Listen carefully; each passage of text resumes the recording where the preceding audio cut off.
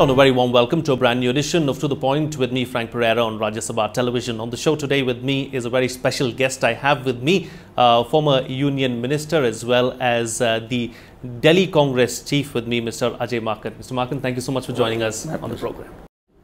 Mr. Maken, let's talk about the real estate bill first, because it's an issue that the Congress has taken up very vociferously, very strongly as well. So what are you principally against as far as this bill is concerned? Well, first let me tell you that this bill was passed by the cabinet in May-June 2013, then introduced into Rajya Sabha in August 2013. The reason why we introduced it in Rajya Sabha was we didn't want this bill to lapse because it was the fag end of our 15th Lok Sabha. So that's why we introduced it in Lok Sabha, Rajya Sabha, so that it could be alive and it could be taken up later, even if our government couldn't take it up. The most important part of this bill was that a promoter or a builder was required to take all prior approvals before launching a project. Secondly, the most important thing was that the carpet area was well defined in this bill. The third was that it was almost difficult for the builder to extend the deadline, which normally they do it now. The fourth important point in this bill was that it was difficult for the builder to alter the drawings or the architectural or structural conditions of the building or the entire plan. Once which was prepared, launched, it was difficult, virtually impossible for the builder to make any changes. So now what we have seen is that this bill has been diluted to the extent that the carpet area has been redefined. Earlier on, the carpet area was the area between two walls without the walls, without the area covered by the walls. It was linked to the net usable area in the apartment. Now they have linked it to a rentable area. And rentable area as defined in National Building Code 2005, which can be changed or they have used National Building Code 2005 or its latest versions. Which means that even without coming to the parliament, you make a change in the National Building Code 2005 and straight away the definition changes. Besides, rentable area is a confusing, again, how would a buyer know what exactly do you mean by rentable area? So do you want the bill to be far more transparent than the way the BJP is bringing it forward? Absolutely. We want this bill to be far more transparent. Like earlier, we had said that 70% of what is received by the promoter or builder from the buyer should be kept into a separate account and should be used only for the development of this project. Because what happens, these buyers or promoters, these builders or promoters, they collect money from the buyer and then instead of doing construction there, they divert it to somewhere else because they are not under pressure to complete it within the deadline which they have given. So we had recommended 70% of that amount should be kept in a separate account. This government has reduced it from 70 to 50%. Now they have also added so many things, like now they have allowed minor, in name of minor alteration, a builder can alter the entire plan for structural or architectural reason. And nowhere it is defined what the minor alteration is meant. Whether it is 50% of the FAR, 20% of the FAR. So you're saying there are too many loopholes and these loopholes need to be plugged. How do you propose that these loopholes be plugged? Well, we have identified, they have made 117 such amendments in this bill. Many of these amendments are consequential in nature. They have introduced commercial properties also in this residential real estate thing, which is good. And out of these 117 amendments, we have identified around 20 amendments, which has converted this bill, which we intended to be pro-buyer, into pro-builder. So we want these 20 amendments to be removed or altered in such a way that this bill remains to be pro-buyer. After all, buyer doesn't have any other alternative than to go to consumer court where he has to fight for decades altogether.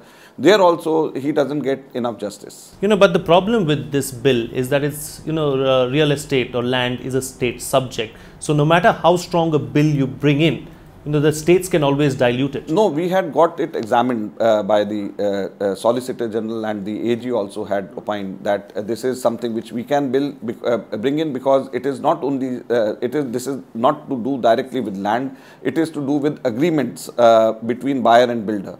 So this being a concurrent subject, under that this bill can be brought by the Parliament. So there is no dispute as of whether we can legislate on this or not. We can legislate because it deals with the agreement between buyer and builder. So that is on which Parliament can legislate. So there is no dispute on the legislation or the power aspect. You know, the BJP has time and again maintained that the Congress is blockading its reform agenda and it's unnecessarily creating a logjam in Parliament. Well, how can you say this is something which is blocking something? This is a bill which we brought in.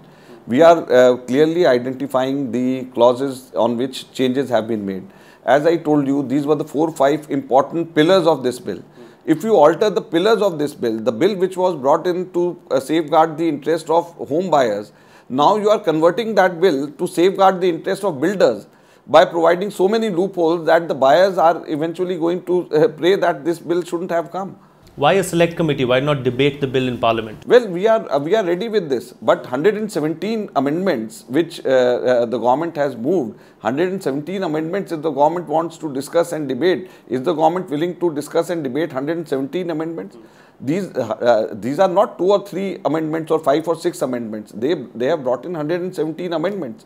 So had it been 10-15 amendments, it could have been very well debated, discussed and passed in Rajya Sabha. But bringing in 117 amendments, would Parliament have so much of time to debate and discuss these 117 amendments? The government actually, this entire amendment process is shrouded in so much of secrecy, and it was so mysteriously brought in Rajya Sabha that no one knew about these amendments until the date, just 2 days before it was supposed to be debated and discussed. Normally the bills, there is not so much of secrecy with the amendments normally, but this time around, and the reasons why we are now able to find is that it is they wanted people not to know the kind of amendments which they were making.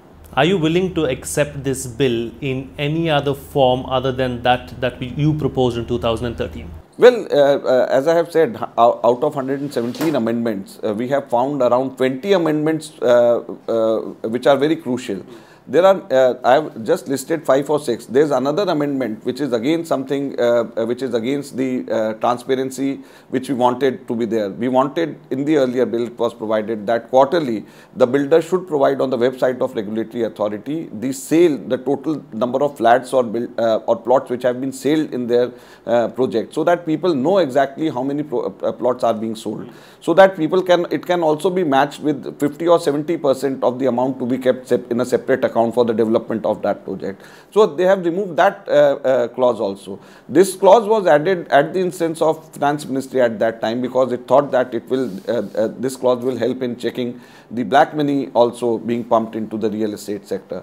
So this was also changed and withdrawn by the government. There are many such things which have converted this bill into pro-builder by providing them so many loopholes. You know, we've seen that as far as the real estate industry is concerned, there is no real regulator for the industry. Yeah. So both, I've spoken to a lot of members of the BJP as well. So both parties, the Congress and the BJP, at least agree on one aspect, that is there should be a strong regulator. Do you see that happening? Are you both pushing for that? Yes, definitely. I think the only difference is now pertaining to these 2021 amendments. The basic thing is that I don't think that anyone, any political party or any member of parliament would be against safeguarding the interest of buyers, because as we know, we have come across the buyers, they need protection from the regulatory authority.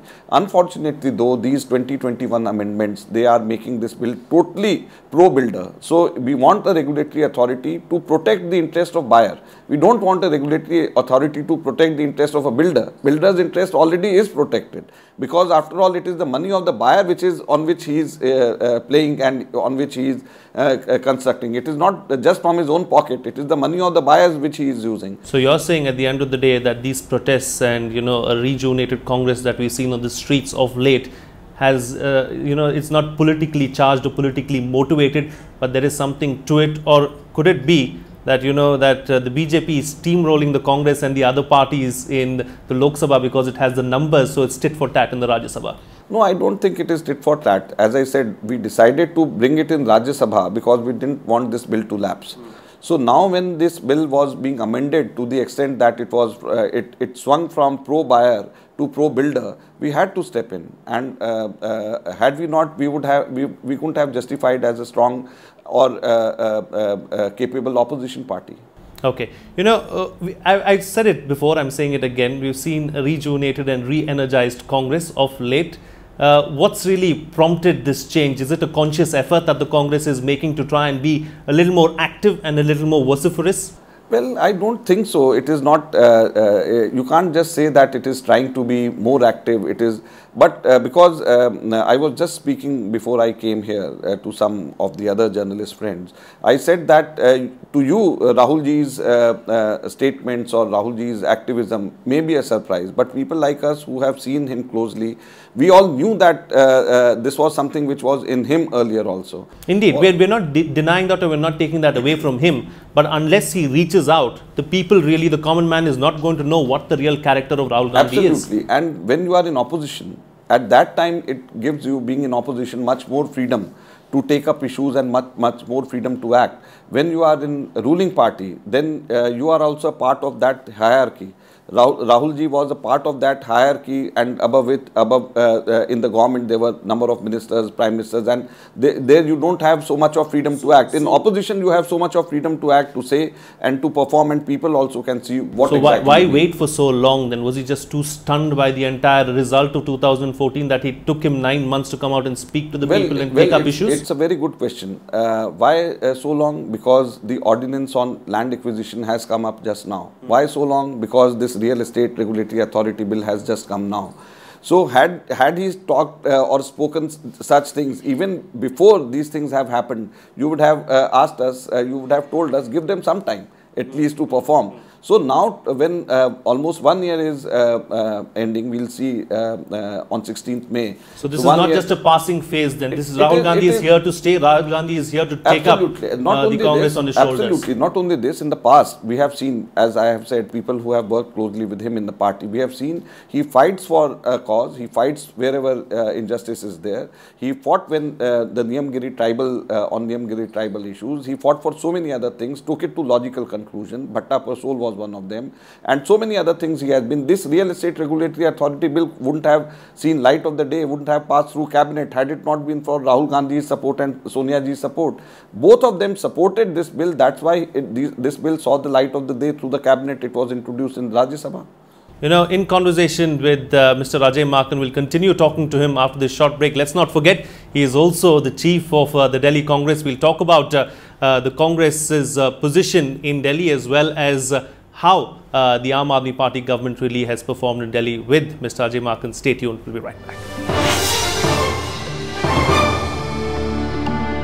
Welcome back. You're watching Rajya Sabha television. Mr. Maken, before the break, we spoke about the real estate bill. We also spoke about Rahul Gandhi and how the Congress has been performing over the last 1 month or so. Let's talk about your state now, Delhi. The Congress was dealt a jolt a couple of months ago. But how would you rate the performance of Arvind Kejriwal's government thus far? Well, I think this last 3 months, the government's performance has been lackluster. And the reason is that there has been a huge shortfall in revenue collection. And also, for the first time, the vote on account which was presented, we have seen a reduction in plan size to the tune of 2,350 crores. And 2,350 crores is huge because the total plan size of Delhi is around 18,000 crores. So out of which 2,350 crores reduction in plan size is, I don't think that the execution of plan works would be carried out in Delhi. The development, as we say, would be carried out in Delhi as fast as it was earlier. Besides, if you look at the major promises which were made by Arvind Kejriwal before the election, just 2 weeks back, he himself, during the Civil Services Day, he told his bureaucrats that he'll be happy and satisfied if 40 to 50% of the total promises only are fulfilled. Besides, his talk on Lokpal was there earlier. He withdrew from the government, resigned as a chief minister after 49 days when he said that he is unable to get the Jan Lokpal bill passed. So now it is 3 months. Where is the Jan Lokpal now? Leave aside new Jan Lokpal of Delhi government. He has removed even his own internal Lokpal from the party. So the Arvind Kejriwal, instead of delivering, is seen fighting against Lieutenant Governor, fighting against the central government, fighting against the Haryana government, fighting against his own people. He is looking for excuses for not being able to deliver in days to come. 3 months' time is too short a period to say anything about any party, but I don't think they have begun well. If you look at any indicator, if you look at, I don't think that any indicator would satisfy you that the Delhi government is doing well. Be it crime against women, be it water supply, power supply, or even this helpline for women 181 is dysfunctional, which was there earlier, which was given so much importance earlier. So I don't think that the government 3 months time you can say that it has begun well. If you look at the reduction in the plan size, 600 crore rupees reduction is there from Delhi Jal Board. Out of these 2,350 crores, 157 crores is from the development of unauthorized colonies, and 123 crores is from construction of houses for the urban poor. Yes. So all these were the main supporters of Aam Aadmi Party, and there is a reduction in plan size in all these important areas. And I don't think that he has been able to perform well. You know, talking about promises, of course, several steep promises were made, and it doesn't look like many of those promises are being met or are being kept by the Aam Aadmi Party government. But what is the Congress really going to do to ensure that, you know, you bring out the lies, as you call it, of the Aam Aadmi Party?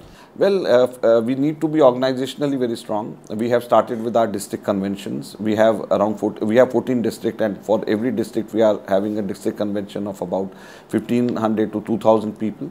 So we intend to reorganize our party, and we have started our membership drive. And the most important thing, which I think is also what Rahul ji wants, is we want to empower our workers. We want the elections in Delhi, the organizational elections in Delhi, to be conducted in a very fair and transparent manner. I would like to preside over a DPCC wherein the block presidents, lower level functionaries to higher level functionaries are elected by the active workers of the party rather than being thrust upon them.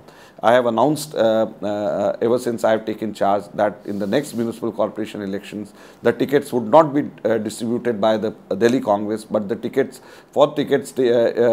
are active workers. They will decide among themselves who will represent the Congress party for the municipal elections. So we want more powers to be given to the workers. We want more powers to join Congress party on ideological basis. And when we give more voice, more power to the workers, then the organization will strengthen automatically. You know, it seems like going back to the grassroots level is what the Congress is working on. It looks like the defeat of 2014 in the general elections and also the defeat in 2015 in Delhi. You seem to have learned some lessons from it, and you've decided to go back to the grassroots, because in the past we've seen that several of your leaders have been, you know, criticized of being too lofty and being too interested in central politics rather than state level or grassroots level politics. Absolutely, and I think you rightly mentioned, unless we go back to the grassroots levels, we will not be able to rejuvenate the Congress party. So I have myself, when I was asked, I have decided to come back from the AICC General Secretaryship to the Delhi Congress. You're one of very few, but that's the problem, yeah, really. No, but I hope many more would follow.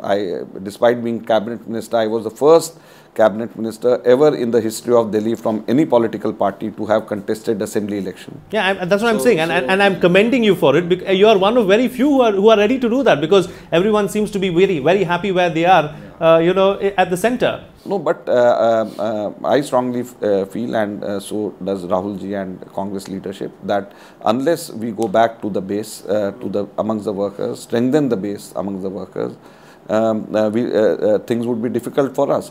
And the kind of response now which we are getting is very encouraging. The workers are very happy. But there's going to be a problem also. How are you going to strike a balance between the young Turks and the old war horses? Well, in Congress, it has always, the transition has been very smooth and continuous. It has never been jerky. The transition always has been very smooth, and we need senior leaders with us to guide us, and we need also young people who can fight it out on the street for next 4 or 5 years. So we need the energy of youngsters to fight it out, and you know, the elections, the organization elections, if organized in a transparent manner, wherein the workers get their voice, automatically these things would be sorted out. You know, another aspect that I wanted to talk to you about, of course, is net neutrality, and what your take, because you've been speaking a lot about net neutrality. So what is the Congress's stand as far as net neutrality is concerned? Well, on net neutrality, we feel there should be a legislation in Parliament. Secondly, we feel that under TRI Act of 1997, there is a provision where the government can, in public interest, under Section 25, can directly instruct the TRI on public interest, which is binding on TRI. So instead of going ahead with over-the-top services, which TRI has through its concept paper introduced, it should immediately scrap that and put an end to this entire thing. How can the telecom service providers decide from which company or from which internet service provider should you purchase anything, or which messenger services you can use, or which messenger service if you use you may be charged extra? This is something which is totally against the freedom of choice of a person. So this is something which I don't think is constitutionally valid even, and otherwise also in the larger interest of internet and in the larger interest of free internet, as we say, this thing should be stopped at the start only. You know, talking about the internet and talking about the moment we say internet, you know, we are in the age of social media, and unfortunately there aren't too many Congress leaders who are extremely active on social media. You can count them on your fingertips, maybe, the ones who are actually active. Is that something that you're looking at, because that's the next real big thing? Absolutely, and this is something, you know, one of the reasons why we couldn't do well in the last elections was the social media. We were late to respond to the changing tools in politics. We were late to respond to the importance of social media. Our opposition parties, the BJP, which is they've done a stellar job. The BJP, which is more orthodox in nature, they and Narendra Modi used this social media to his advantage. So did they take you by surprise? No, not surprised. We knew that it was happening, but our leaders, a grand old party, it takes some time to change itself. So that is, I think, what happened, and you'll be surprised. We all should be surprised that our Facebook account was, the Congress's Facebook account was opened in 2013 November, just 6 months before our parliament elections.